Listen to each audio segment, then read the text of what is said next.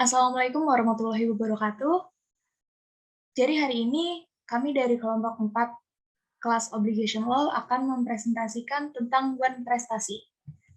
Sebelumnya, perkenalkan, kami dari kelompok 4 yang beranggotakan Esa Maulana, Zidan Abror, dan saya sendiri Rizkia Jasmine, serta Thomas Aquino. Selanjutnya, saya berikan waktunya kepada Esa untuk menjelaskan. Apa itu one prestasi? Pada debitur terletak kewajiban untuk memenuhi prestasi.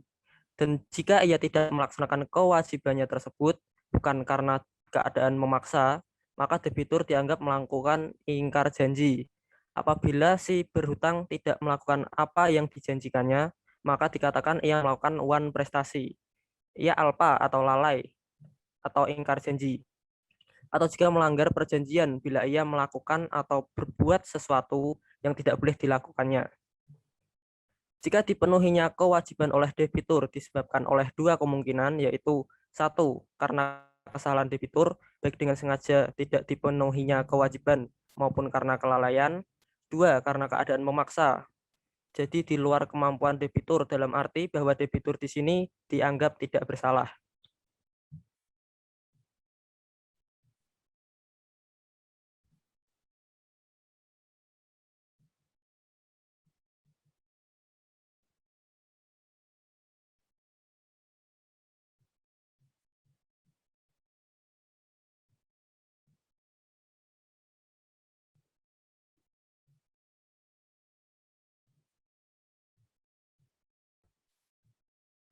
Beberapa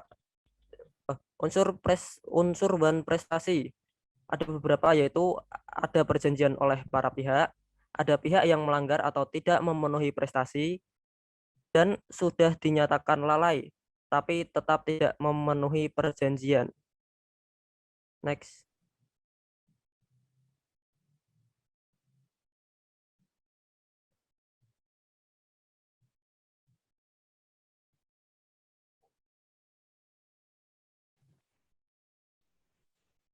Akibat adanya one prestasi. Yang pertama, perikatan akan tetap ada. Kedua, debitur harus membayar ganti rugi kepada kreditur jika dilihat dari pasal 1243 BW.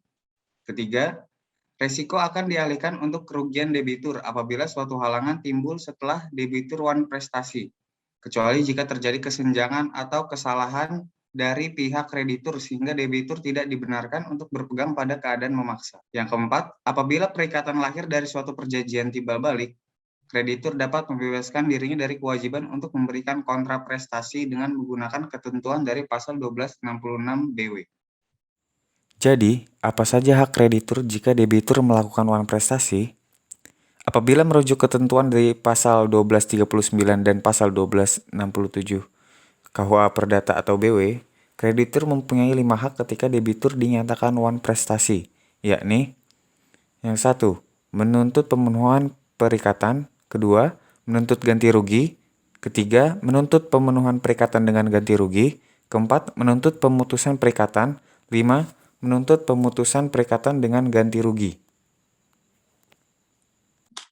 Selanjutnya penyebab terjadinya one prestasi itu yang pertama adalah adanya kelalaian debitur atau nasabah. Kerugian itu dapat dipersalahkan kepadanya debitur jika ada unsur kesengajaan atau kelalaian dalam peristiwa yang merugikan pada diri debitur yang dapat dipertanggungjawabkan kepadanya. Kelalaian sendiri adalah peristiwa di mana seorang debitur seharusnya tahu atau patut menduga bahwasanya dengan perbuatan atau sikap yang diambil olehnya akan timbul kerugian. Sehubungan dengan kelalaian debitur, perlu diketahui kewajiban-kewajiban yang dianggap lalai apabila tidak dilaksanakan oleh seorang debitur, yaitu adalah yang pertama kewajiban untuk memberikan sesuatu yang telah dijanjikan, yang kedua adalah kewajiban untuk melakukan suatu perbuatan, yang ketiga adalah kewajiban untuk tidak melaksanakan suatu perbuatan.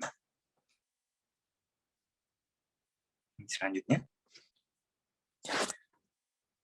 Lalu karena adanya keadaan memaksa, overmacht atau force majeure. Keadaan memaksa ialah keadaan tidak dapat dipenuhinya prestasi oleh pihak debitur karena terjadi suatu peristiwa bukan karena kesalahannya. Peristiwa mana tidak dapat diketahui atau tidak dapat diduga akan terjadi pada waktu membuat perikatan. Dalam keadaan memaksa ini, debitur tidak dapat dipersalahkan karena keadaan memaksa tersebut timbul di luar kemauan dan kemampuan debitur. Adapun unsur-unsur terdapat dalam keadaan memaksa adalah sebagai berikut. Yang pertama, tidak dipenuhi prestasi karena suatu peristiwa yang membinasakan benda yang menjadi objek perikatan, ini selalu bersifat tetap. Lalu yang kedua, tidak dapat dipenuhinya prestasi karena suatu prestasi yang menghalangi perbuatan debitur untuk berprestasi. Ini dapat bersifat tetap atau sementara. Lalu yang terakhir adalah peristiwa itu tidak dapat diketahui atau diduga akan terjadi pada waktu membuat perikatan, baik oleh debitur maupun oleh kreditur. Jadi bukan karena kesalahan pihak-pihak, khususnya debitur. Selanjutnya.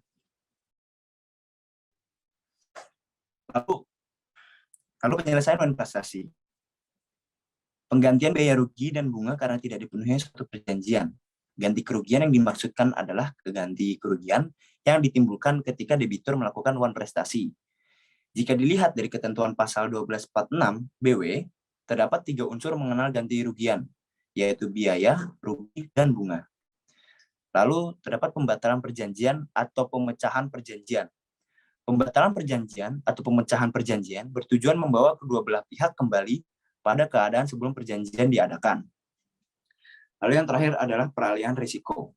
Peralihan risiko adalah kewajiban untuk memikul kerugian jika terjadi suatu peristiwa di luar kesalahan salah satu pihak yang menimpa barang dan menjadi objek perjanjian sesuai dengan pasal 1237 BW.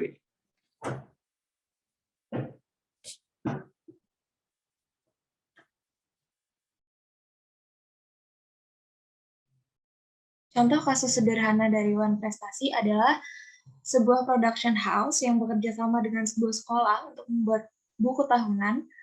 Sekolah membayar DP atau down payment sebesar 50% atau setengah harga dan akan melunasinya saat selesai pengerjaan buku tahunan, yaitu 90 hari setelah pembayaran DP. Di hari ke-30, PH memberikan layout dan sampul buku tahunan, namun sampai lewat hari ke-90, PH tidak memenuhi kewajibannya untuk penyelesaian buku tahunan maupun memberi kabar tentang buku tahunan walaupun pihak sekolah sudah membayar dengan penuh. Dalam kasus ini, production house atau PH melakukan wan prestasi yaitu tidak mampu menyelesaikan buku tahunan seperti yang dijanjikan kepada pihak sekolah.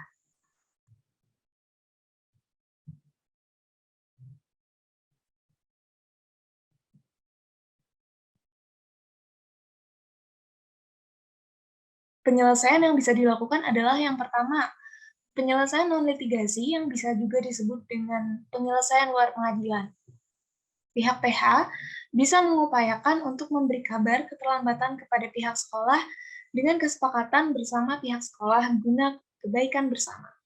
Yang kedua, pihak sekolah bisa memberikan somasi kepada pihak PH karena tidak selesainya buku tahunan sebagai peringatan pihak PH dan menuntut pihak PH untuk membayar ganti rugi yang dialami pihak sekolah. Akibat yang mungkin diterima oleh pihak PH adalah yang pertama, membayar kerugian pihak sekolah yaitu atau disebut sebagai ganti rugi. Yang kedua adalah pembatalan perjanjian atau yang disebut pemecahan perjanjian. Dan yang ketiga, peralihan resiko. Dan yang terakhir adalah membayar biaya perkara jika kasus ini dibawa ke pengadilan. Sekian presentasi dari kami. Jika ada pertanyaan atau masukan, bisa disampaikan di kolom komentar. Terima kasih.